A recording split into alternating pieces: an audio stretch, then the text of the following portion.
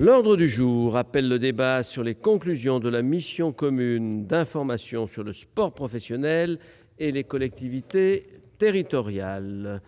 La parole est tout d'abord aux orateurs de la mission commune d'information et du groupe qui ont demandé ce débat, à savoir tout d'abord M. Michel Savin, président de la mission commune d'information. Vous avez la parole, mon cher collègue.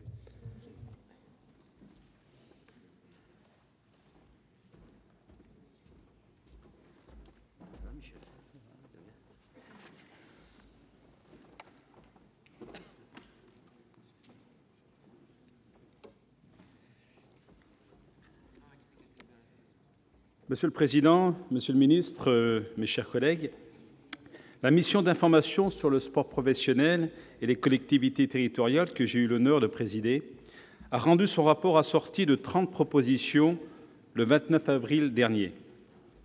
Je tiens tout d'abord à remercier pour son travail son rapporteur, notre ancien collègue Stéphane Mazard, qui s'est impliqué jusqu'au bout de son mandat pour achever cette mission. Je tiens également à souligner l'excellent état d'esprit qui a accompagné nos travaux et le diagnostic partagé qui en est ressorti sur la nécessité de faire évoluer la gouvernance du sport professionnel et de redéfinir ses rapports avec les collectivités territoriales. Nos travaux ont fait suite à de nombreux rapports déjà publiés sur ce sujet. Je pense en particulier au rapport de la Cour des comptes de 2009 et plus récemment au très instructif rapport de la mission d'évaluation de la politique de soutien au sport professionnel et des solidarités avec le sport amateur. Et je n'oublie pas non plus votre rapport sur le fair-play financier, publié en juillet 2013, Monsieur le Ministre, lorsque vous étiez encore député. Notre objectif n'était pas de rédiger un rapport de plus, d'autant que ceux déjà réalisés étaient de grande qualité. Notre mission a voulu identifier les bases d'un nouveau modèle du sport professionnel tel qu'il pourrait s'affirmer dans les années à venir et repenser en conséquence le rôle des collectivités territoriales. Mais au-delà de ces perspectives de long terme, plusieurs de nos recommandations sur les subventions, la construction des stades, la responsabilité sociale des clubs et la gouvernance du sport professionnel pourraient faire, à notre sens, l'objet d'une application prochaine. Ce sont ces dispositions que je vous propose d'évoquer dans la perspective du projet de loi que vous pourriez être amené à présenter au Parlement au premier semestre 2015. Notre mission a souhaité en effet répondre à deux défis immédiats. D'abord, celui du contexte budgétaire et financier qui invite les collectivités territoriales à passer en revue l'ensemble de leurs dépenses afin de trouver des sources d'économie. Et ensuite, celui du modèle du sport professionnel qui se met en place en Europe aujourd'hui. Je souhaiterais insister particulièrement sur ce dernier point, car il est crucial. Nos conclusions sont d'abord le fruit de nos échanges avec les responsables anglais et allemands des clubs d'Arsenal, de Schalke 04, du Bayern de Munich, mais aussi avec ceux de la Fédération anglaise de rugby et du tournoi de Wimbledon. Et ces conclusions ne peuvent être ignorées si l'on souhaite que nos clubs puissent défendre leurs couleurs au plus haut niveau. Quels sont ces trois constats et ces conclusions?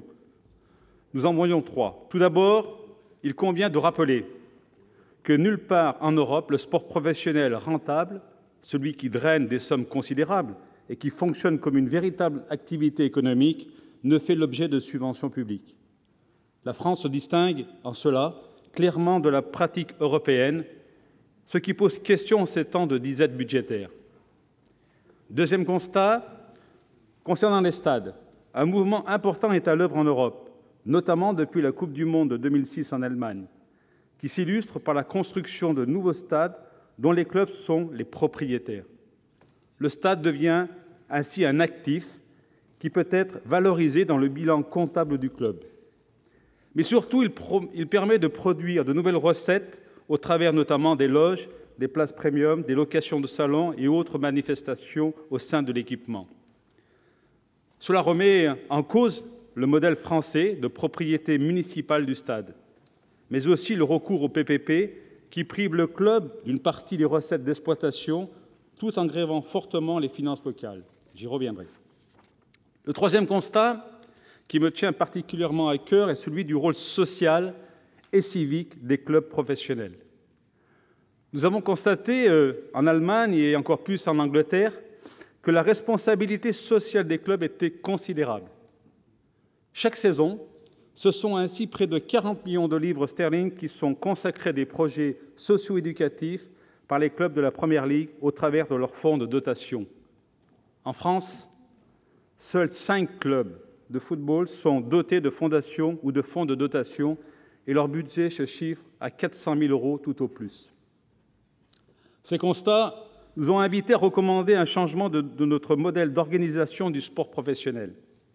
En fait, ces évolutions sont déjà en cours, comme l'illustre par exemple la construction des nouveaux stades de l'Olympique de Lyon et aussi du Racing Métro 92 ou le projet de la Fédération française de rugby d'un grand stade de 82 000 places. Mais elles sont le fruit d'initiatives disparates et ne s'inscrivent pas encore dans une vision globale qu'il est de la responsabilité de la puissance publique d'accompagner au travers un cadre législatif adapté. Pour avancer vers ce nouveau modèle, il nous est apparu qu'entre sport professionnel et collectivités territoriales, des transferts, pour reprendre une métaphore sportive, étaient devenus indispensables. Nous voyons au moins 5 transferts à organiser qui concernent les modalités d'organisation de la régulation du sport professionnel, la répartition entre les dépenses de fonctionnement et d'investissement, le montant et l'objet des aides des collectivités territoriales, l'exercice de la responsabilité sociale du sport professionnel et enfin les compétences des collectivités territoriales. Le premier changement majeur vers lequel il conviendrait d'avancer concerne la fin des subventions et des achats de prestations sans véritable contrepartie. Comme l'a montré le rapport d'inspection de la mission d'évaluation de la politique de soutien au sport professionnel de juillet 2013, ces subventions ne respectent pas la loi, puisqu'elles devraient être strictement consacrées à des missions d'intérêt général. Au lieu de cela, il est prouvé qu'elles financent les dépenses de fonctionnement des clubs et participent donc à l'inflation salariale, ce qui nous semble tout à fait inacceptable, compte tenu en particulier de la situation des finances publiques locales. C'est maintenant aux spectateurs, aux téléspectateurs, mais aussi aux entreprises de financer le sport professionnel. C'est pourquoi la mission a proposé de supprimer, dès la saison 2016-2017, la possibilité pour les collectivités territoriales de subventionner sans contrepartie les clubs de Ligue 1 de football et du Top 14 de rugby. La hausse des droits TV dans ces 2 disciplines devrait pouvoir compenser la baisse des contributions publiques. Pour éviter tout malentendu, je tiens à rappeler que si nous avons considéré que la fin des subventions de fonctionnement devait à terme concerner toutes les disciplines, cela ne devait valoir aujourd'hui que pour celles arrivées à maturité dans le processus de professionnalisation. Le basketball, le handball, le volleyball, le hockey sur glace, en sport collectif, ne sont donc pas aujourd'hui concernés par cette proposition, même si un cap doit être fixé pour l'avenir. Ces sports, comme le sport professionnel féminin et le handisport, ne pourraient exister, nous le savons bien, sans l'intervention des financements publics locaux. Second transfert, moins d'argent public dans le sport professionnel, mais aussi mieux d'argent public. Le rapport de la Cour des comptes de 2009 avait montré qu'il existait un véritable manque de transparence dans l'utilisation des subventions publiques par les clubs professionnels. Nous avons pu constater que 5 ans plus tard, la situation ne s'était pas améliorée. Non seulement les recommandations de la Cour des comptes concernant l'amélioration de la transparence n'ont pas été suivies par l'État, mais le rapport d'inspection de la mission d'évaluation de la politique de soutien au sport professionnel, réalisé en juillet 2013, a mis en évidence l'existence de conflits d'intérêts dans le contrôle de gestion et l'insuffisance des contrôles de l'État, tant sur les normes édictées par les fédérations et les ligues que sur les flux financiers qui irriguent de plus en plus ce secteur.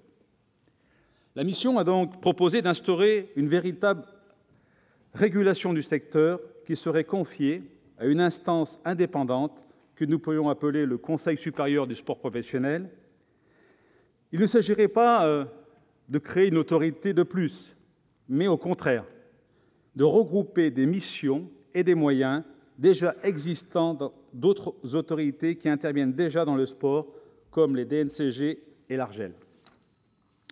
Les missions de cette autorité seraient à la fois limitées et essentielles.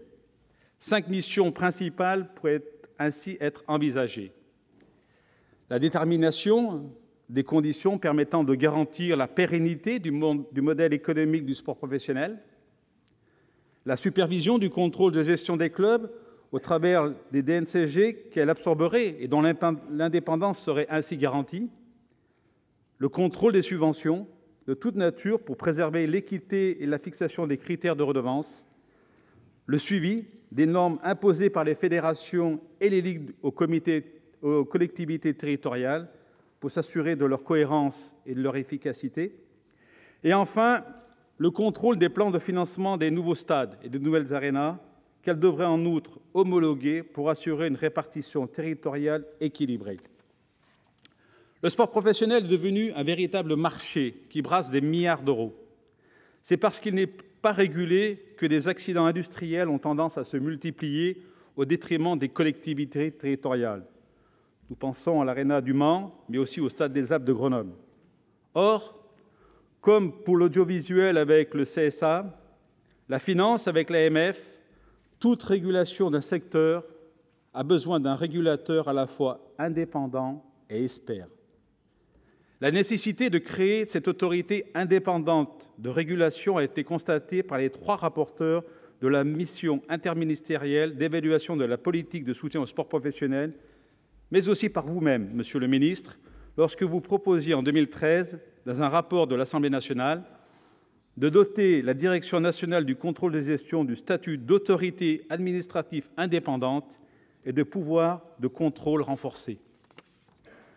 3e transfert, la transparence ne pourra pas à elle seule rétablir l'image du sport professionnel qui a été abîmée par les excès du sport business. Pour ce faire, les clubs devront faire un effort en matière de responsabilité sociale. Nous pensons que l'augmentation considérable des moyens des clubs professionnels, comme leur popularité auprès de la jeunesse, leur donne de nouvelles responsabilités et qu'il leur incombe de prendre leur part de travail de renforcement de notre cohésion sociale. Nous souhaitons ainsi vous proposer que les ligues créent leur propre fonds de dotation ou leur propre fondation et que l'ensemble des clubs fassent de même. On pourrait également prévoir que les clubs professionnels de première division consacrent une fraction de leurs revenus à des actions sociales et éducatives, comme cela se fait en Angleterre. Enfin, les collectivités territoriales pourraient, elles aussi, aider financièrement les fondations et les fonds de dotation des clubs en contrepartie d'actions d'intérêt général et éducatives. 4e transfert, concernant le modèle économique des clubs, il faut sortir du schéma dans lequel les collectivités territoriales financent les stades sans avoir leur mot à dire et, lorsqu'elles n'en ont plus les moyens, recourent à de coûteuses astuces comme les PPP pour conserver à tout prix un certain contrôle de leur club local. Puisque les clubs sont devenus des entreprises et qu'ils cherchent tous à augmenter leurs revenus, il est normal qu'ils deviennent propriétaires de leurs moyens de production.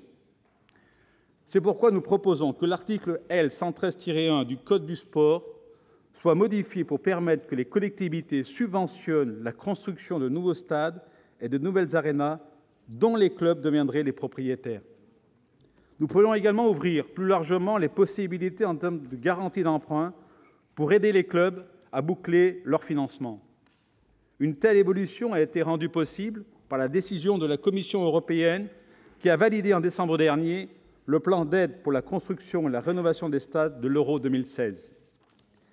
Dans le même esprit, nous proposons aussi que les collectivités puissent vendre leurs stades aux clubs et aux fédérations en recourant à des techniques comme le crédit-bail, afin de leur permettre d'acquérir dans la durée et à un prix adapté leur outil de travail. On pourrait également imaginer que les stades, déjà construits grâce à des PPP, puissent être rachetés en crédit-bail par les clubs intéressés. Pour autant, Monsieur le ministre, nous croyons qu'il est important de laisser libre les collectivités de garder ou non les stades qu'elles possèdent. Elles doivent pouvoir alors en déléguer la gestion au club résident. Si l'on peut comprendre